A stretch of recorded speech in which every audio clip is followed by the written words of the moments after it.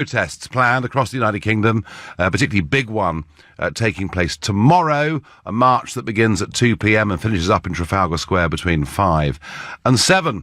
And towards the end of the NATO summit this morning, Donald Trump was asked whether he was worried about the protests. I think it's fine. I mean, I think they like me a lot in the UK. I think they agree with me on immigration.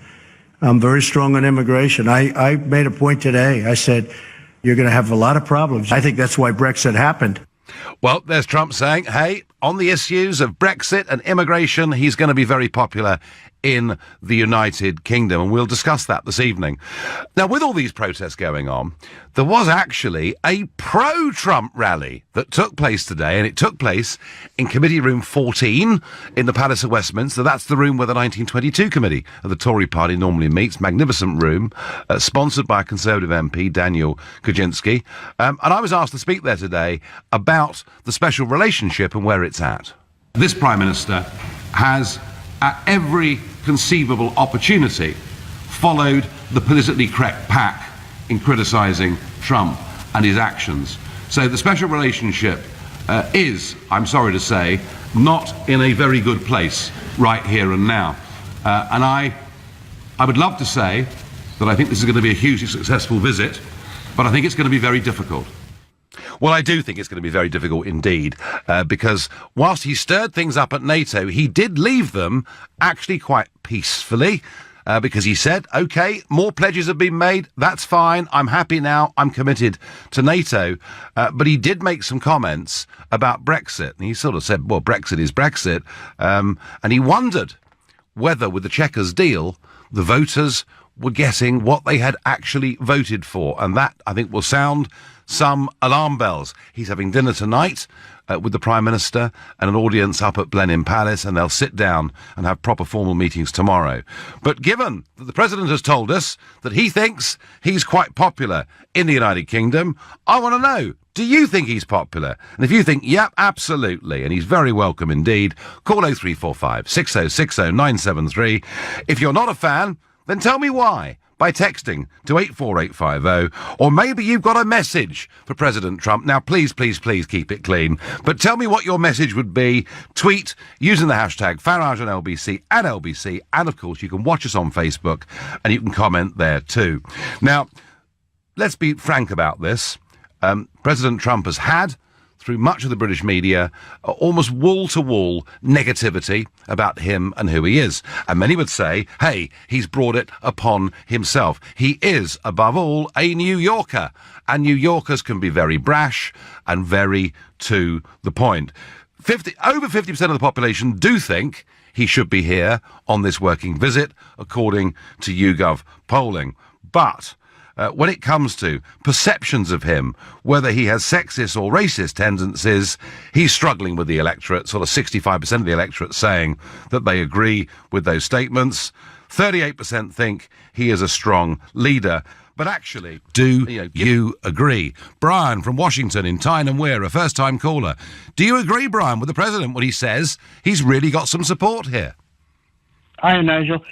Basically, I'm one of these people who kind of wonders what is he doing in Britain, because obviously his point of view is America first, and I think all those people who are supporting Donald Trump are going to be disillusioned, because he's certainly not going to be bringing any economic advantages to this country, because he's always stated that his only interests are in America. No, Brian. No, Brian. That is not true. Look, when he came across to Davos, to that big world economic conference, he said very clearly, America first, but not alone. And I would suggest to you, Brian, that our government should put the interests of our people first, but at the same time want to be good neighbours with as many people as possible. Okay. My challenge to you, Nigel, is this, and what can you tell me? What is he going to do for this country then at the moment? Because I've not heard anything concrete from Donald Trump about supporting, the manufacturing industries over here, anything. Well, OK. I mean, Brian, let's draw a comparison between this president and the previous president.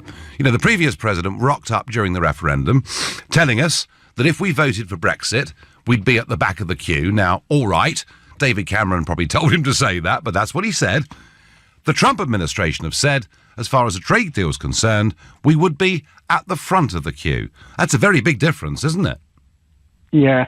The thing I don't like what he's the way he speaks about, in brackets, foreigners, especially to Hispanic people, and it's really awful. The images we've seen on television about him putting young children behind bars is just unacceptable. I'm a parent myself, and I had to turn the TV off because I couldn't watch it. Well, I mean, I can't understand someone doing that. Well, Brian, he did change that policy, and to be fair, the British government do that as well. We separate parents and children if a family illegally tries to enter. But Brian, what I do understand is that when he gets up on a platform and he talks about Mexicans, and he says some of them are nice people, but too many of them are rapists and drug dealers, that is the kind of language that I think Brian does put off a lot of people. Yeah, because they're not. It's a fact. Yeah, there are drug gangs. We all know that. We've watched panoramas. We've seen all the documentaries on TV about Mexican drug cartels, and but not everybody in Mexico are like that. They're good people, and they shouldn't be treated in horrible fashion. He does say some very tough stuff, Brian. He says it as he sees it. It does cause offence to some people. But, Brian, let me just try one last question back at you. What is interesting about Trump is that he stood on, well, we call it a manifesto, they call it a platform. And as president, he's been putting that platform into place, and I think showing faith with the democratic process, which I would suggest, Brian, is in marked contrast to successive British governments who say they'll do something and then never do. Yeah, I'll give him that. He stood by some of his policies. I do wish that Bernie Sanders was in charge of America, though. I'd be much happier. Well, I tell you what, Brian, if the Democrats had picked Bernie Sanders and not Hillary Clinton, or Crooked Hillary, as Donald called her, I suspect Bernie would have won. Brian, I thank you for your call. And I think a lot of people, Brian represents the way quite a few people feel. It's kind of the way Trump says things that puts a few people off. Let's go to Dexter from Edinburgh. Dexter, good evening. Hello, Nigel. So, is he popular with you? I like him because he does what he says he's going to do.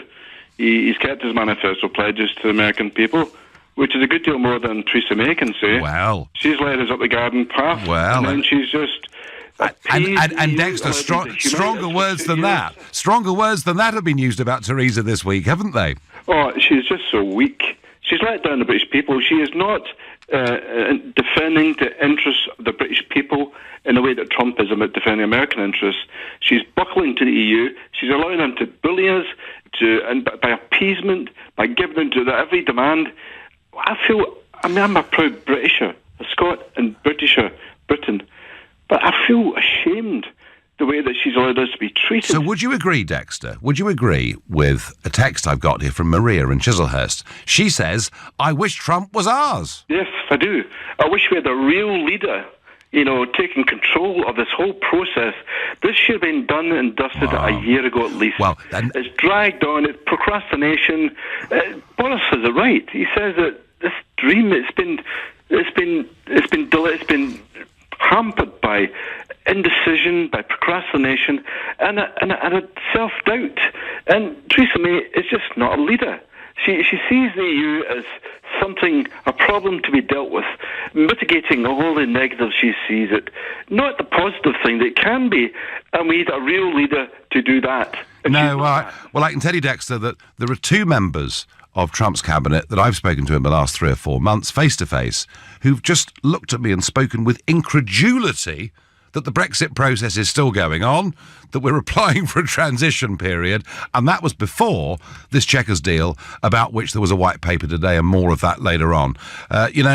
Dexter, I think a lot of people who are, particularly those that are strong Eurosceptics, do have a sneaking admiration for President Trump. Dexter, I thank you for your call, and Chris takes very much the same view by text. Mr. President, could you please teach our Prime Minister how to negotiate and explain that her Brexit isn't a negotiation, it is a surrender?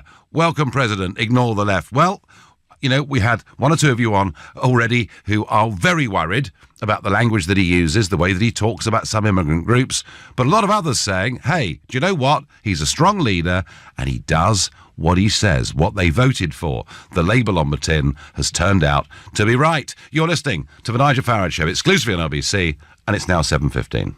Well, 50,000 demonstrators tomorrow are expected to march through London on the Stop Trump rally, and they'll finish up in Trafalgar Square and there'll be speeches. Even rumoured today that Sir Nick Clegg, may be joining that demonstration. When Trump was in Brussels at the end of the NATO summit, he was asked about this and here was his response. No, we haven't got it. Right, we've lost that. Never mind. Well, what he did say was, he said, because of my stance on immigration and on Brexit, I think I'm very popular. We can hear it now. I think it's fine. I mean, I think they like me a lot in the UK. I think they agree with me on immigration. I'm very strong on immigration. I made a point today. I said, you're going to have a lot of problems. I think that's why Brexit happened. Well, actually, I tell you what, I think that's why Brexit happened too. I think the problem that Donald Trump has with the British people is his style. It's something that we're pretty much unused to in this country. He thinks he's popular in the UK. The poll ratings don't suggest that, but these things can change. Tracy makes a point on Facebook. She says Trump's approval ratings here in America are rising. And that is true, Tracy, particularly amongst Republican voters. Now, we're going to go now live to Blenheim Palace and speak to Mike Hughes, an LBC reporter who's there. Mike, hello. Hello, Nigel. Good. So what's happening? Has the president arrived? Well, not just yet. He's running a few minutes late, actually. He was due to arrive here about 5 minutes ago, so they've brought the band out instead to keep all the media and dignitaries and guests here slightly entertained. I must say, it's all very stately here, even though it's not exactly a state visit. Here's what we're expecting when Mr. Trump does arrive. He is due to arrive in Marine One, which I believe is in the air as we speak. He will then disembark the aircraft and get into the Beast, the armoured motorcade vehicle that he regularly uses. The military parade, which you can probably hear in the background right now, actually, is a mixture of the Scottish, Irish and Welsh Guards. So they're out in their red tunics and bearskins, and as you can hear, the music is playing brilliantly. Mr. Trump and his wife Melania will then change for a black tie dinner this evening. We know it'll be pretty much a roast dinner, followed by some strawberries and crotted cream later on. Now, this will be attended by members of the cabinet along with business leaders as well. But while orderly discussions will be going on inside the palace at the gates, there are demonstrators out there at the moment. But I must say, the president was right earlier on, Nigel, when he spoke at the NATO summit, when he said people here like him. And I must say that there are pro-Trump protesters outside the gates as well. Yes, we have spoken to some of them earlier on. There are counter demonstrations going on. So it is very much a mixed affair, but as you can probably imagine, all of these things don't exactly run like clockwork, so we are still awaiting the arrival of the US president in the next few moments. Well, Mike, now tell me, I was told that number 10 were controlling the guest list. What sort of people are there, apart from the cabinet? Well, so we will have members of the cabinet, but certain members aren't being invited. But there are going to be business leaders, I guess you could probably put them. Certainly distinguished members of the business community. So heads of pharmaceutical industries, defence industries, technology, but even things like, travel and the creative industries as well will also be represented here tonight. And it is going to be quite the affair, Nigel. From what I hear, there will be an orchestra playing inside while people are having dinner. I'm told that it will be a mixture of hits of 20th century cult classics. So we're still waiting to find out exactly what is on the running order there. But it will be a very good night. We haven't seen the Prime Minister just yet. No doubt she will descend these steps of Blenheim Palace here in the courtyard in the next few moments when the President is due to arrive. OK, Mike, stay there. We'll come back to you. When that helicopter hoves into view, we'll get you back on. Thank you. Well, that's what's going on at Blenheim. It's all very grand. The guest list sounds to me like a list of the big corporates, and actually they'll generally tend to be the kind of people that Donald Trump doesn't necessarily get on very well with. Hey, Steve is a first-time caller from Southampton. Steve, do you like the president? I'm not his biggest fan, Nigel, no. No, fair dues. And what is it in particular? Is it the style of Trump that you don't like? Is it the policies he stands for? Is it both? It's everything about the man. Right, go on. To be honest, I think Theresa May invited him far too soon. Too We haven't soon? had a chance to see how he behaved on the world stage. I mean, you look at how he's insulted pretty much every world leader so far. He's stood up and thrown his sweets at Angela Merkel and stuff, and Good. you know, what he's said Good, I'm pleased about that, Steve. Germany, and you're pleased about that. I'm really Do you pleased that think- somebody do at you think last, that- somebody at last has called out, the country above all that has sought since 1945 American military protection and yet is not prepared to pay more than about 60% of the contribution to the NATO club. I'm really pleased he did that. No, that's just rude. There are ways and means of doing things. It's like this evening. I mean, how can he turn up late to Blenheim Palace to meet the Queen? I mean, that's just insulting. Well, the Queen's not going to be at Blenheim Palace. I'm thinking the reason they chose Blenheim, actually, Steve, is, of course, that was Winston Churchill's birthplace. He's a massive fan of Winston Churchill, and he believed in a special relationship. And, of course, one of the first things, on day one of being president, he put the bust of Churchill back in the Oval Office, and maybe I had a little bit to do with that. But Steve, he likes this country. Shouldn't we try, even if we find his style and the way that he speaks very difficult, shouldn't we, Steve, in the national interest, at least try and have good relations with him and his administration? No, I don't think we can. I think anyone who blames immigration for a country's problems is just the lowest of the low, taking the easiest option. So how would you Now, you explain? do it yourself How would you explain, Steve, the recent Italian elections then, where immigration dominated completely and two parties? Immigration is a big issue. Yeah. Immigration is a big issue, but the immigrants aren't at fault. You know, these people. By the way, they're not Mexicans. They're people coming from like El Salvador and stuff in fear of their lives. They're not just Mexicans trying to get across the border. They earn a couple of quid. Well, actually, there are a million Mexicans who legally cross the border every single day to earn a few bucks and then go back again. But Steve, I mean, clearly, is there okay, let me ask you this. Is there anything this president could say or do that might make you change your mind? I really don't think so. Okay. And will you be on the march tomorrow? No, unfortunately not, no. But I give them all my best. I think the more demonstrations, the better. The world has to see that he shouldn't be here. He shouldn't be here in our country. So what should we do with our trade relations with America, our intelligence sharing with America, our links through NATO with America? How would you suggest we develop that relationship? Friend doesn't start threatening our trade deals and putting tariffs on our products. You know, that's not an act of a friend, is it? Well, that's an act of aggression. Well, the EU do it to the whole world. Yeah, when you want to, that's like, no. All right, no, Steve, I can't convince you, but I tell you what's good is that you and I can agree to disagree, but do so in a civilised manner. Because, one or two things that I've seen are people absolutely screaming abuse at those who appear to support Trump. Steve, I thank you very much indeed for your call. And some very disturbing news overnight that the former British ambassador to Washington, Sir Christopher Mayer, was really quite brutally attacked at Victoria Station yesterday. And that's very, very unpleasant because he's somebody who's done a lot to try and improve Anglo-American relations. Ravi is calling from Isleworth. Ravi, good evening. Hi, good evening. I think the biggest loser on this trip is Mayor Trump. sorry, Mayor Khan.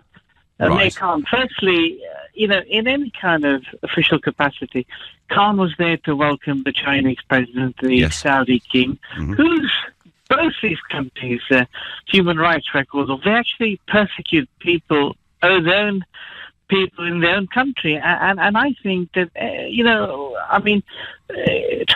Khan should put his differences behind him, at least welcome the president, because the whole world is looking. You have the mayor of this country, and then to depict such a balloon in there. It's just shameless. It's very puerile, childish, horrible behaviour. Ravi, are you saying then that Mayor Sadiq Khan is a hypocrite for welcoming people who genuinely abuse human rights and not Trump?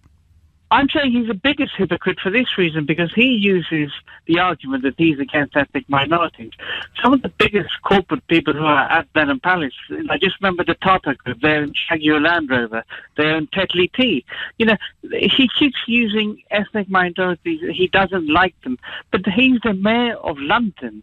You have to put your childish differences behind you and welcome people, just like he welcomed the King of Saudi Arabia, the Chinese president, who are no angels. That's my opinion. No, Ravi, listen, I think you're right. And I think that Sadiq Khan's personal dislike, perhaps even prejudice against Trump, he's putting that ahead of what is good for London and what is good for this country. Thank you very much indeed, Ravi, for your call. Let's go back to Blenheim Palace. Mike Hughes, I believe the president's arriving. So we've certainly seen his escort helicopters by the looks of it, Nigel. They have just flown right over the top of Blenheim Palace, actually. Probably a good indicator that the president is not far away, is that the band have actually stopped playing now. There is almost a deathly silence here at Blenheim Palace. All of the guests, members of the cabinet, invited guests from industry as well, are lined up outside of the palace steps. There is a red carpet leading up as well, and members of the Irish, Scottish and Welsh guards are now stood to attention. They are not playing at the moment. We are expecting the motorcade to enter certainly the courtyard of Blenheim Palace here in the next few moments. No sign of him just yet, though, Nigel. We were expecting Marine One, or certainly the helicopter he's using, to be in sight, but no sign of him just yet. But we'll certainly keep you posted. It can't be far away. We'll come back to you later on in the programme. Mike, thank you. You're listening to the Nigel Farage Show exclusively on LBC. It is now 7:30 in time. Well, the bands of the Guards regiments are on parade at Blenheim Palace, still waiting for the president to arrive.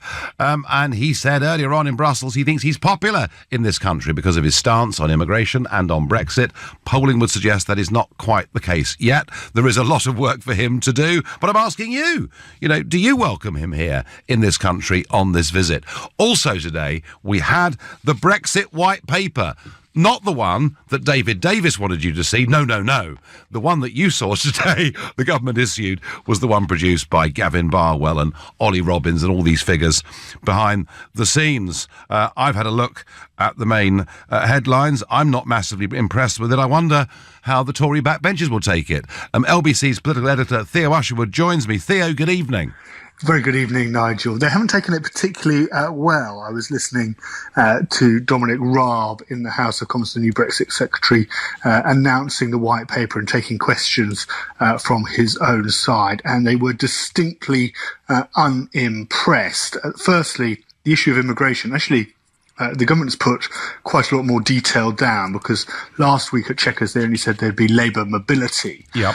We now understand there's going to be short-term visa waivers for business and tourism. Again, you won't need a visa for that. They haven't detailed exactly what they mean by short-term when it comes to that. And they also want to make it possible for companies to move their employees between countries. And so, in terms of ending free movement... Isn't that what's called free movement, Theo? You were about to finish the sentence for me.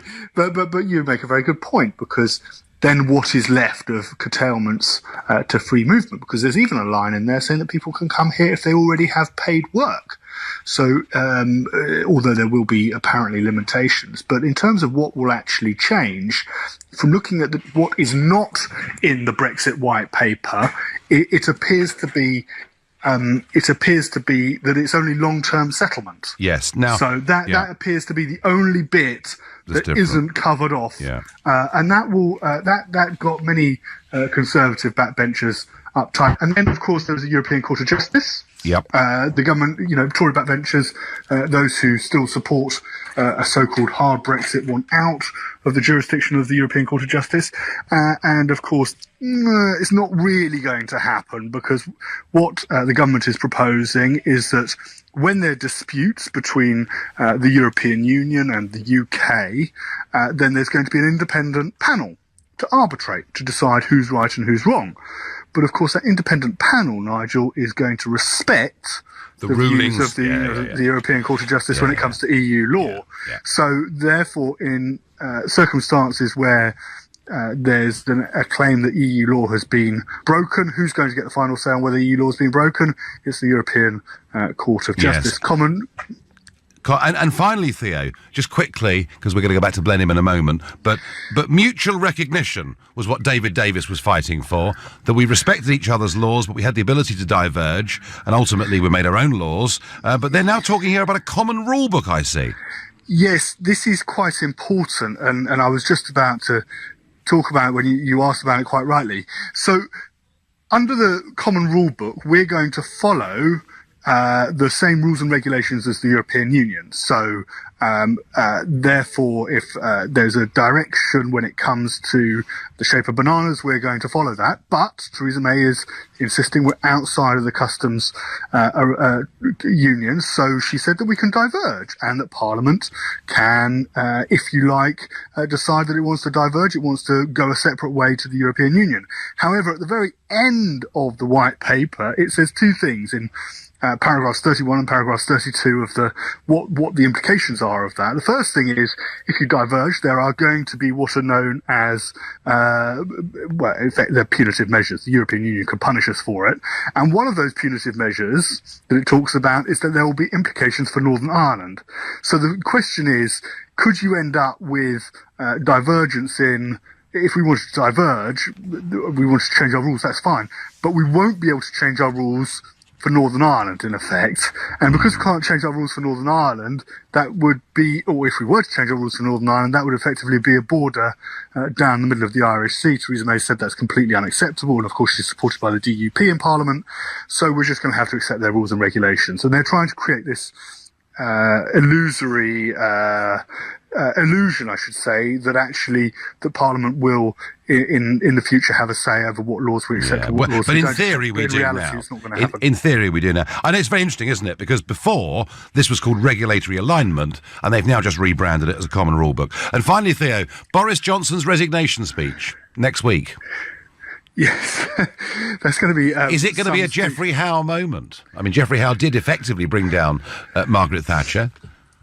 It could be. I think the feeling within the Conservative Party that I've been picking up, and I wonder whether this message is going to get back to Boris, is that Tory MPs who are very critical and have submitted letters to Graham Brady, the chairman of the 1922 committee, are being asked now to withdraw those letters because there's a real possibility that there goes over the 48 to trigger a vote of no confidence. What that band of Brexiteers actually want to happen is they want to be seen to be reasonable. So they want to give officials, the Ollie Robbins, the Gavin Barwells, the ability to go to Europe and try and get their best deal, knowing full well, of course, that this white paper is only their opening hand. They then get trounced in the European Union by the likes of Michel Barnier. This is their thinking anyway, and therefore, when they come back with an even worse deal than the white paper, the polls look bad over the summer for the Conservative Party. This is how they envisage it playing out. Early September, that's the time to move against May. Well, that's fine, but that would leave very little time running up to the October deadline on a trade deal. Hey, Theo, thank you very much indeed. Absolutely. Have to say, nothing there in that white paper that impresses me at all. The whole thing is a sellout. It is a betrayal of what she promised the British people. And Robin Eltham, I think, is on the money. He says, hi, Nigel, it's not a white paper, it's a white flag. That's what he thinks. Let's get back to Trump and his visit. Anil is calling from Pinner. Anil, good evening. Good evening to you. I'm not a big fan of yours, Mr. Farage, but let me put it like this. How is it that a very decent, honest, intelligent people like the British can accept a bounder like Trump, come whatever may? Whatever he does, nothing is wrong. I ask myself that question as an outsider because I'm Indian, and I observe these things with a certain amount of amusement. I know Mr. Modi is making a great play for Mr. Trump's attention. But what passes through my mind, and then I think to myself, think of the Führer principle, the Führerprinzip, the big man out there telling the world where to go. And then think of the importance of the bully in English literature, Flashman. Yeah. From Charles Dickens's days, going right down to modern times. And you begin to understand are people like Mr. Trump, whether they represent the United States of America or not, they do represent a kind of super-Eid to whom you have to kowtow. Even if you believe Well, that... Anil, we don't have to kowtow to Mr. Trump or to Brussels or to anybody. But isn't it logical, Anil, whatever you think of this guy, isn't it logical, given in terms of intelligence and defence and economics, that our histories, our presents and our futures are so closely intertwined that we respect the office of President of the United States? Does that mean that one can't lampoon him? No, of course. Does that forgive? Just one word, and I'll go on. get out of your way. No. The fact that a person like that can come here with his record, with the number of lies he's said, stand in the public domain, preach. Obama could not have preached to you, but he has got away with preaching today. He comes highly recommended by you. He comes highly recommended by people who think that somehow he's making America great. He's not. He's making it very small. America is no longer paradigmatic. I don't know about that. I don't know about that. But he is the President of the United... I mean, are you suggesting, Anna, that we should not have even welcomed him to this country? No, welcome him. Welcome him. Treat him nicely. Roll out the red carpet. Make him listen to his cult music, whatever he fancies. But for God's sake, don't be taken in by the man. OK, fine. Anil, you've made your case very, very clearly. What is happening at Blenheim, Mike Hughes? Well, we appear to be just a few seconds out here, Nigel. Taking time, isn't it? He certainly is, yeah. We're running around about half an hour late from the itinerary, but I think that went out the window quite some time ago now. And Mrs. May is stood in the middle of the courtyard here in Blenheim Palace. She's dressed in a long red dress, which is sleeveless. She is stood next to her husband, Philip, who is in black tie attire. We are expecting Mr. Trump to make his way up the road which leads up to the main gates here to the courtyard here at Blenheim Palace. We must be seconds out now. Mrs. May is stood quite solitary next to her husband. The band, who are all now stood to attention. They were put at ease a few moments ago. Yes, we're seconds out here. I still can't actually clap eyes on the motorcade yet, but we do understand that Donald Trump's helicopter, along with its Outrider aircraft, touched down roughly around about 10 minutes ago. So the transition from the landing site to where we are now, probably maybe a mile down the road, not very far. Clearly something's holding them up, but we should be expecting them any moment now. Awkward for the Prime Minister to be stood out there with her husband in the middle of the courtyard. Well, she does have her husband Philip next to her, so at least someone to converse with for the next few minutes. And am I right, Mike, in thinking that Blenheim was chosen because it's Churchill's birthplace? Well, we do understand that Donald Trump is a big fan of Churchill. He is, yeah. Yes, it was his birthplace. It was also the place where he proposed as well, around about 37 years later after his birth. And there is a famous quote that Churchill said that he made two decisions in life: one to be born here, and the second to propose here. And I think that resonates quite well with Donald Trump, actually making his own decisions in life. So yes, I mean, you know, it is very nice. There has been speculation in the media, I will say, the local media around here, that Mr. Trump would take or pay a visit to Winston Churchill's gravesite, but I have spoken with police who are unaware of those plans, so I think we can discount that for now. But yes, certainly quite a significant location, and clearly something that resonates with Mr. Trump. So yeah, no, absolutely. Yes, I'm sure it'll be a lovely evening. Please keep the stopwatch on how long Mrs. May and Mr. May are out there in the middle of the courtyard. We're going to the break. You're listening to the Nigel Farage Show, exclusive in LBC, and it's now 7:47. Mrs. May is still on the tarmac waiting for President Trump. She's been out there an awfully long time, but the car has now arrived. Mike Hughes at Blenheim. It's about Nigel. Donald Trump is He is stepping out of the vehicle as we speak. He has just shaken Mrs. May's hand. His wife Melania is now coming around the side of the beast. She is shaking the hand of the Prime Minister and her husband, Philip. Mr. Trump is dressed in black tie attire, a dicky bow, white shirt, black suit, tux.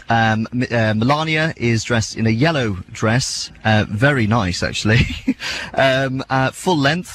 And they're just having a quick conversation here right now. They're just having a very brief chat next to the beast. They are now proceeding up the courtyard, and here we go, stand by the band, and they're about to kick off. And here comes Mrs. May as she heads towards the red carpet of the steps of Blenheim Palace. She is next to the US President, Mike? And her husband Philip. Does she look confident and comfortable? They are having a decent... Yeah, they do look fairly confident, yes. I mean, they seem to be having a good old chat as they make their way towards the steps here. Melania and Mrs. May's husband, Philip May, are having a good old chat as well. And, yes, it looks all very, very friendly. There seems to be quite intense conversation, actually. And here we are, Mrs. May making her way up the steps of Blenheim Palace here. Mr. Trump just leading ever so slightly ahead. And there we go. They are turned. And now they face the band. Right, we'll leave it with you, Mike. Thank you very much indeed. Well, I tell you what, intense conversation was described there. I tell you, there'll be certainly some very intense conversations tomorrow. So Trump is there with First Lady Melania at Blenheim Palace. It's the red carpet. It's military bands. It's all of it. Is this the right thing? Is Trump popular with you? Linda is a first-time caller from Wales. Good evening, Linda. Oh, good evening, Nigel. I'm not actually from Wales, but I'm staying in Wales. You're staying in Wales? Okay, fine. Yes. So Linda, tell me. Around in a caravan all over the place. Well, with the weather, you must be having a great time. Well, yeah, you could say that. Yeah, good. So anyway, are you pleased the president's here, or are you enraged by it? No, I'm more than happy he's here. I wish he'd wear a size God knows what boot and kick Mrs. May up the backside with her Brexit behaviour. He might tomorrow. You never know. Good.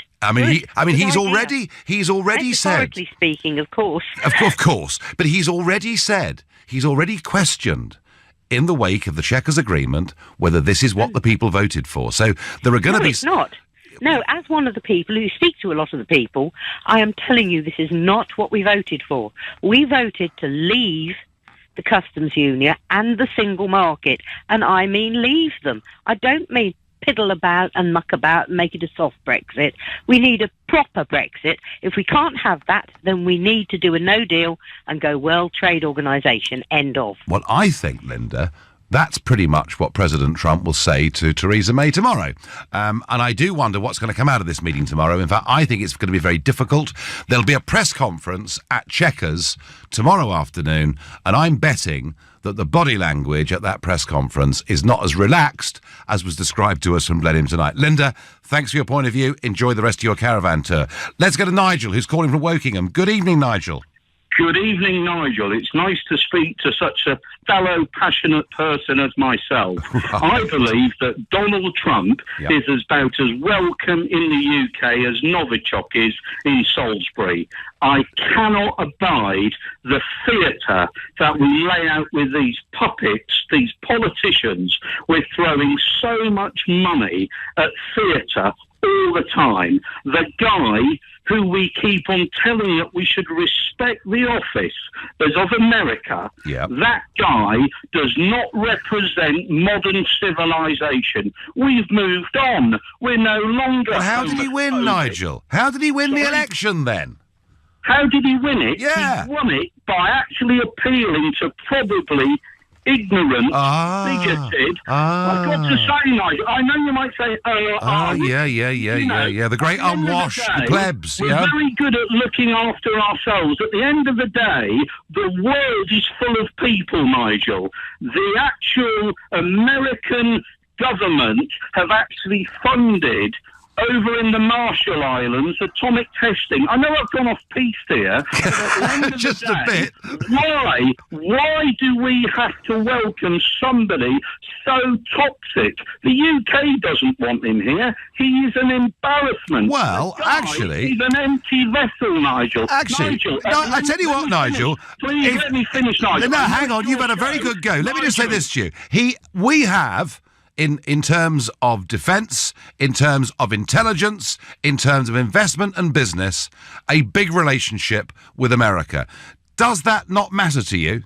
In the actual morality of things, Nigel. It's your show. I absolutely love the fact that you've been given a show, but let me say the following points, okay? Point, because there are others that want to get on to. Make a final point, Nigel. And the point about this show is people can come on and have their say, but I try and get lots of them. So, Guy, it wouldn't matter what he was pursuing. He's in pursuit of his own ego. He is an empty vessel. That guy is an empty vessel. That guy has got no actual moral conviction. All right. And are you marching tomorrow? Are you marching tomorrow? Nigel, unfortunately, I'm a taxpayer running a company, and unfortunately, I'm having to fund people like him coming here, denying our police forces. We've got people... Well, we have all sorts. We have Arab dictators. We have all sorts of human rights abusers that come here and get the red carpet treatment. Nigel, you've made your point. We kind of get it. And I want to say this. Nigel says he can't come on the protest because he's got a company to run. I want to say to everybody who is coming on that protest, you're entitled to your point of view, just as Nigel from Wokingham is entitled to come on this show and have a different point of view. But the point about democracy is that it should be done in a civilised way. So please, if you're going to protest tomorrow, do it peacefully. We do not want London to look like somewhere full of yobbos. Our footballers have done us credit in terms of the way they behaved at the World Cup, and I hope our protesters do that tomorrow as well. People are fully entitled to protest. Please do it sensibly. I've got time for one last caller on this. Jeff from Redditch, you've got the last word on this, Jeff. Do you welcome Donald Trump coming today? He's the best thing since sliced bread. Is he really? He actually has got elected on a manifesto and he's sticking to it. Yes. He believes in his own country 100%. He does. He shoots from the hip. That's the problem. Where he's coming from, and you don't have to agree with him. Whereas in this country, we've got politicians who couldn't lie straight in bed. I suspect there's the same over in Europe. We've got a bunch of civil servants here. Now we've got a bunch advising Mrs. May. We've got a bunch of civil servants over in Europe. Do you remember that programme, Yes, Minister? Yeah. People thought that was a joke.